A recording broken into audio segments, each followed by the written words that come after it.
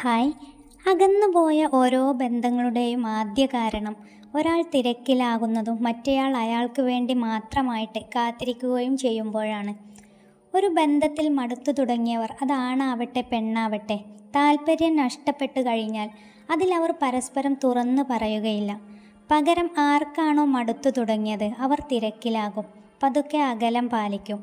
തന്ത്രശാലികളായിരിക്കും ഇക്കൂട്ടർ. മനസ്സറിയാത്തവരുടെ കൂടെ അല്ലെങ്കിൽ മനസ്സറിയാൻ ശ്രമിക്കാത്തവരുടെ കൂടെ തുടങ്ങിയ ജീവിതവും ഭാവിയിൽ അകന്നു പോകാനുള്ളതാണ്.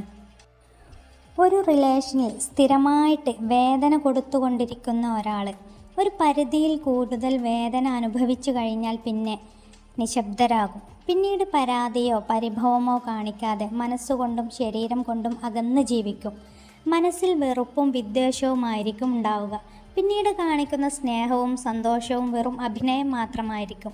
അത് തന്നെ അവരിൽ നിന്നും പ്രതീക്ഷിക്കേണ്ടതുള്ളൂ. കാരണം അത്രമേൽ അവരുടെ ഉള്ളു പൊള്ളിയിട്ടുണ്ട്. മാറ്റി നിർത്തിയതിൻ്റെയും മറന്നുപോയതിൻ്റെയും ഒരു പരാതിയും ഇനി അവർക്കുണ്ടാവില്ല. പിന്നീട് അവരിൽ മൗനം വാചാലമാകും. പതിയെ പതിയെ അവരവരെ തന്നെ നഷ്ടപ്പെടുന്നവരുമുണ്ട്. ഒരു ബന്ധത്തിലെ സൗന്ദര്യം ആസ്വദിക്കാൻ ബന്ധത്തിലുള്ള രണ്ട് വ്യക്തികളും അല്ലെങ്കിൽ രണ്ട് മനുഷ്യരും അതിനെ ഒരുപോലെ ആസ്വദിക്കുമ്പോഴാണ് അതിന് സാധിക്കുന്നത്. അല്ലാത്ത പക്ഷം സ്നേഹവും ബന്ധവും ഒക്കെ ഒരാളുടെ യാചനയും മറ്റൊരാളുടെ ഔദാര്യവുമായി മാറുന്നു. ഇങ്ങനെ മാറുന്നതിലൂടെ ബന്ധങ്ങളുടെ അകൽച്ച എളുപ്പത്തിലാകുന്നു.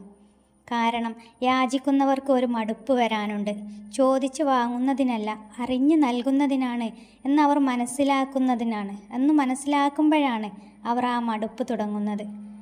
അറിഞ്ഞു മനസ്സിലാക്കി കിട്ടുന്നതിനാണ് ഭംഗി എന്നവർ തിരിച്ചറിയുന്നത് വരെയുള്ളൂ യാചനയും പരാതിയും. നിങ്ങൾ ജീവന് തുല്യം സ്നേഹിക്കുന്ന ആളുകൾക്കാണ് നിങ്ങളുടെ മനസ്സിനെ പെട്ടെന്ന് കൊല്ലാൻ കഴിയുന്നത്, അല്ലാതെ നിങ്ങളുടെ ശത്രുവിനല്ല. എല്ലാവരും സ്നേഹിക്കുന്നതും കാണുന്നതും പരിഗണിക്കുന്നതുമൊക്കെ അവരവർക്ക് വേണ്ടിയായിരിക്കുന്നു.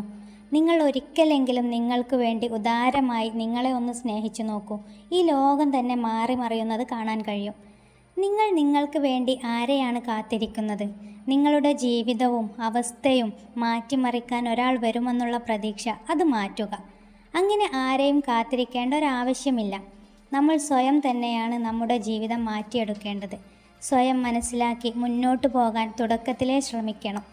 എന്നാൽ ലൈഫിൽ നന്നായിട്ടിരിക്കാം. പക്ഷെ ചിലരുടെ ലൈഫിലേക്ക് ചിലർ വരും, എന്നിട്ട് അവിടമാകെ മാറ്റിമറിച്ച് പെട്ടെന്നങ്ങ് മടങ്ങിപ്പോകും.